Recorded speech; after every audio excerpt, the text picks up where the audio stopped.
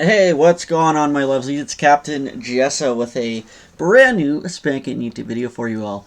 This one here is kind of for the beginners, for the people who. All right, let's talk about a situation. Let's talk about something that can happen. Okay, I know there's a lot of people with with the crush card virus hitting over the last year or so, getting bored. They want to do stuff, and then people go, "Wait a second, I have a collection of Yu-Gi-Oh cards," and they're like, "Man, wonder what this is worth," and they dig it out and they're grabbing stuff and whatever, and you go in absolutely clueless, and you go in and you're trying to figure out what it is, what they're all worth, what you got. And let's get realistic. Everybody here as a kid either knows this or probably more than likely had this guy that we see right here. Sorry for the bad picture quality. This doesn't autofocus very well. But a Blue Eyes White Dragons. And immediately you think, oh my god, that's got to be worth $1 million. That's got to be a lot. That was a huge card. That's like the Charizard. Charizard and Pokemon selling huge. Anyways, you're getting on, and picture this. You get online, you eBay. First thing you need to do is check eBay. I want to check the prices. So where are we at? What do we see? This here. And you lose your head. Oh my god. Wow, YouTuber clickbait moment. I'm going to be rich. Right? Well, probably not, guys. There's a 99.95% chance that you don't have one of these Blue Eyes White Dragon cards here. Those are extremely rare and extremely expensive, obviously, as you can tell kind of by the price. But if you do have some cards and you do want to figure out what the value of them actually might be, this is where I can step in and I might be able to give you guys a hand. So because my webcam isn't super fantastic, I'm going to bring up a little picture here, and what I want to show you is this here. A nice, beautiful picture of Blue Eyes White Dragon. So there's going to be three things I want to talk about today that's going to be really important, really prevalent for you to basically keep your eye on when it comes to, trying to figure out what the value of your stuff is. Three things on a Yu-Gi-Oh card that you want to look at. So first and foremost, the very first thing you're going to know is where that card came from, whether it was from a booster pack or from a deck or whatever, and you're going to look for the set code on the card. So the set code you're going to see right beautiful here, just under the beautiful picture on the right hand side. So obviously this one here, and actually the same as what I've got here, is an SDK001. So that was actually from a starter deck Kaiba. That was the card that came in it, and this is the one that, if you have one of these, just using this as a rule of thumb, this is probably what you have. Alright, so right at the bat we can go in now, we can figure out what it's worth. We type in SDK001, and oh my god, big brain, it's worth thousands. Slow down. We're going to go back, because it's not just going to be the set code that it's from that matters. So obviously that's the first thing you want to do, is go ahead and find that. That'll get you a starting point. The next thing that you want to look for in a Yu-Gi-Oh card is what's called the edition. If it's first edition, unlimited edition, or if it's a limited edition.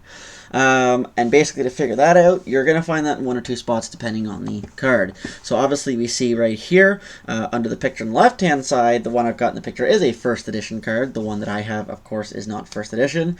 And why does that make a difference? What does it mean? What does it make a difference?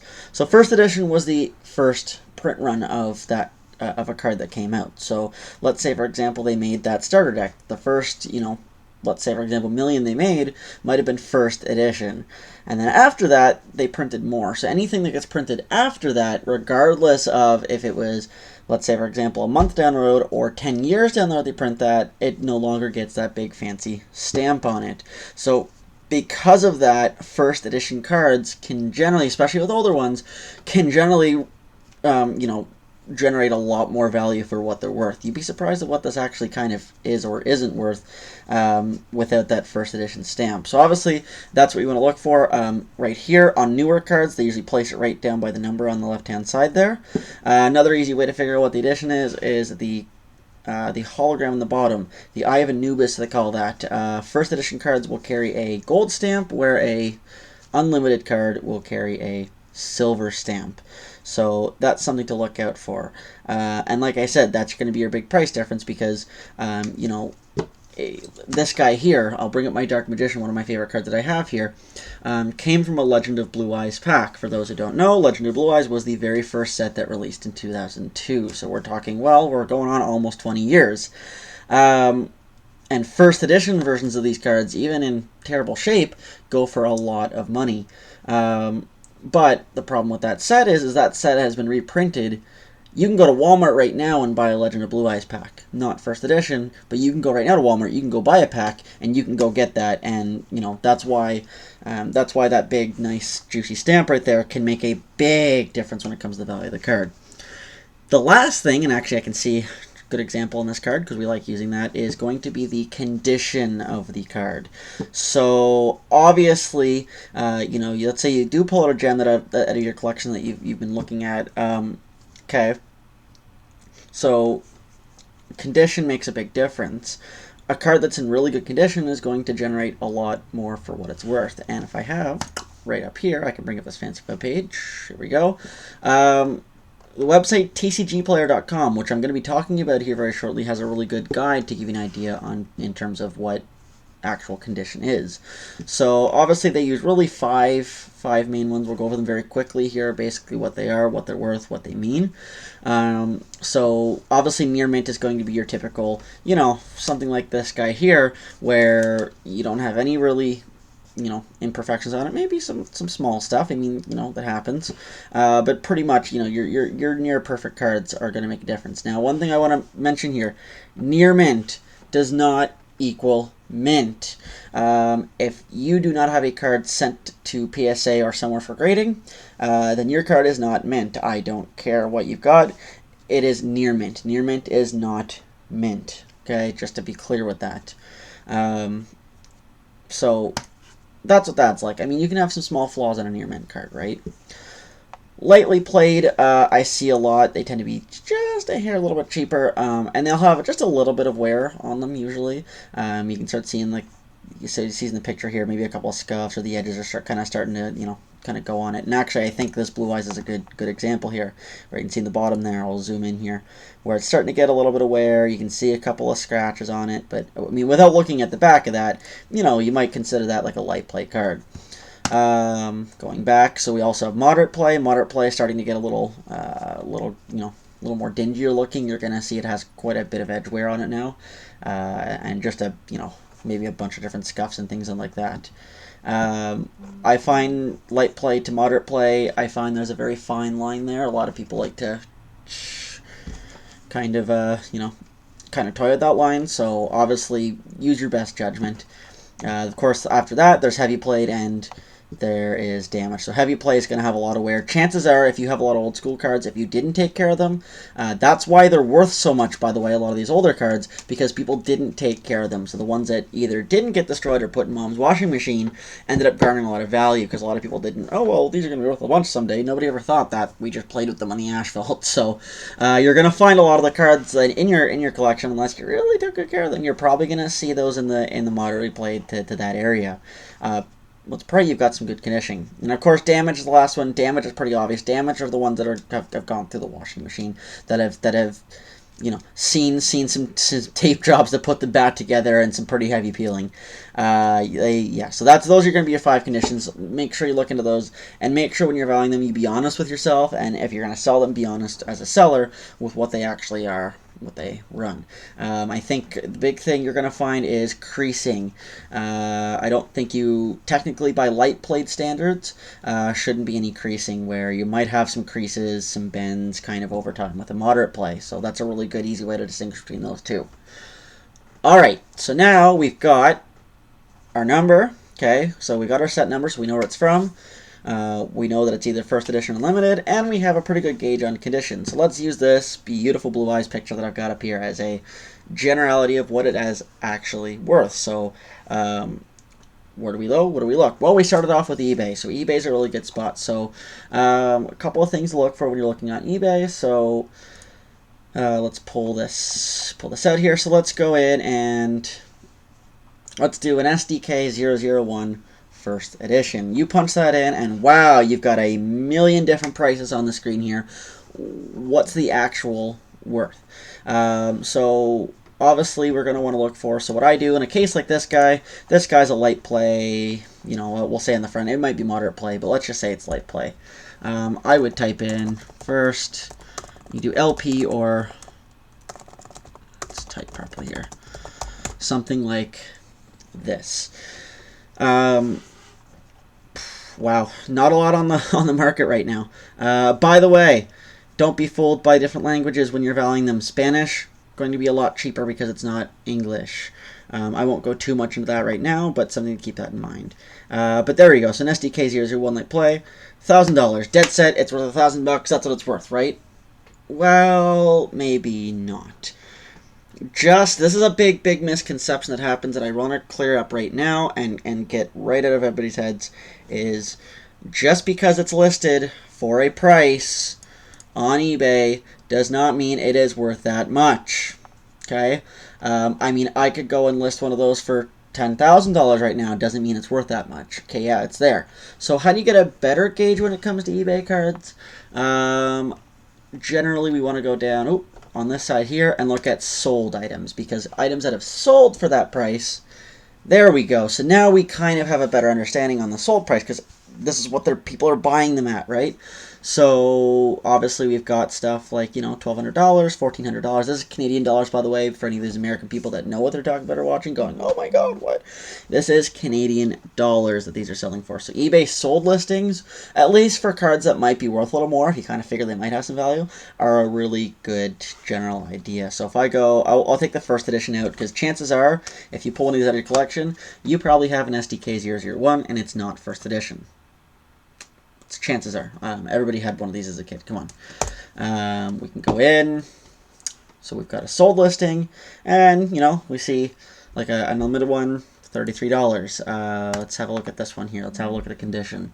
Sometimes they don't put it in the listing, which drives me nuts. But obviously you can go in. We can have a look at the pictures here. So there we go. So $33. The condition of this guy is not too bad, actually. Let's have a look at the back of it. Let's have a look at the back here. Depending on how fast this wants to load today. Good job, computer. It's okay. Take your time. We've got plenty. Well, I'm not going to get to look at the back, clearly. But, that's, judging by what I can see in the front, that's probably light play. And even the back, it's hard to see. But, those pictures look like they're in pretty good condition. Near mint is a maybe. But it looks like there is, if you can see kind of closely in the picture. Pictures never really do a bunch of justice. I can see, right there, a little bit of, marking. Right there, some markings, scuffing on it. So, right, so $33. Great. So eBay sold listings, really good way to look. The other spot to look is a website called TCG Player. So obviously, I'll go back here for a second. TCG Player is kind of the gold standard. It's a marketplace for good cards to buy and sell. So if you're interested in selling, if you're American, by the way, because Canadians can't, sad face.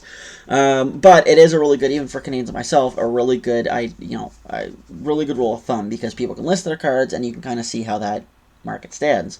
So let's go back here again. I guess I'll keep using Blue Eyes White Dragon. I pulled out a bunch of other cards to show you, but we'll just keep using Blue Eyes White Dragon. So now we know we have a starter deck card with Blue Eyes White Dragon. We can kind of go in, and this is what I don't like about the website. I can't just do this, SDK001, type in the set code, and boom, away we go. Yeah, that drives me nuts. One thing I don't like about TCG Player is that. But I can type in Blue Eyes White Dragon, and we're going to match up. So you see right here, we're going to match up the set code, and we're probably going to be going through a few here. So there we go, SDK001. There's obviously different ways to find it, but there we go, SDK001. That gives you, and we'll go on a breakdown of some of the pricing here once that opens up. So they do what's called a market price. Their market price generally, by the way, US dollars for Canadian people. It's all US dollars. Be mindful to do a little bit of math. But so I think your market is pretty much kind of what an average price of what they've kind of all sold around, or what they're kind of averaging on selling at least recently. But if we go through, we can get a better idea. So unlimited, obviously, pretty low prices. Let's jump into, let's say for example yours is near mint. We can jump through. Let's just do near mint here.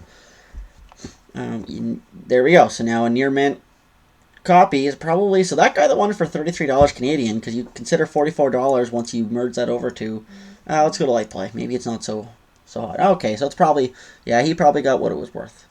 So that's probably a decent bid. But there we go. So we can kind of garner an idea of how unlimiteds are like for that card, are like 20, 30, $40. If you do have a first edition, good luck, buddy. good luck. You're going to need it. But, you know, light play first editions, $500 US. So just, you know, that's why that first edition stamp is absolutely huge.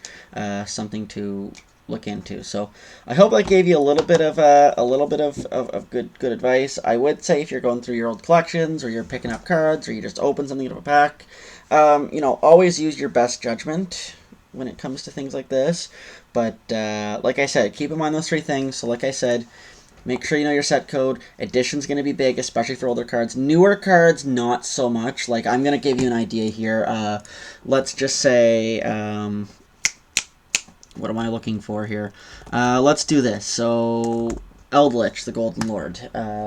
That's a card that's played kind of popularly, you know, in the actual competitive game right now. So I'm just going to grab this guy just as an example. First edition doesn't always mean something, and I'm going to break that myth right here. If we go in, wait for it to jump up. Wow, he went up a little in prices. And we're going to see first editions. Did this guy not have an unlimited edition? Okay, clearly I am dumb.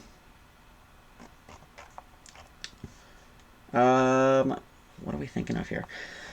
Basically, the point I'm trying to make is on newer cards, first edition, unlimited edition doesn't... I know exactly what I want to look for. Sorry, I know I'm rambling. I'll keep dragging this on, but well, I'm almost done here. I just want to show you one more thing here. Let's do this here, because I know there's both unlimited and first edition ones of these. So this is a fairly new card. Chaos Impact came out 2019, I think. So, but they do have unlimited first, and you're gonna see those first editions do garner just a little, you know, just a little bit more. But you know, we're not talking $20, $50, $100 differences, right? So, that's what you want to kind of consider. Last little tidbit: just because it says limited edition on it does not mean that it's actually also expensive. That's always a big thing. That, oh my god, it's limited edition, it's crazy. That's got to be worth a bunch of money. Not always. Limited edition cards are generally promos. So things like when you buy I was going to say a tin. Well, last year's tin didn't have them, but if you bought tins in the last few years, the promo cards that came in them are limited edition. If you bought things like special editions, so this is one that I'm curious on the price right now anyways.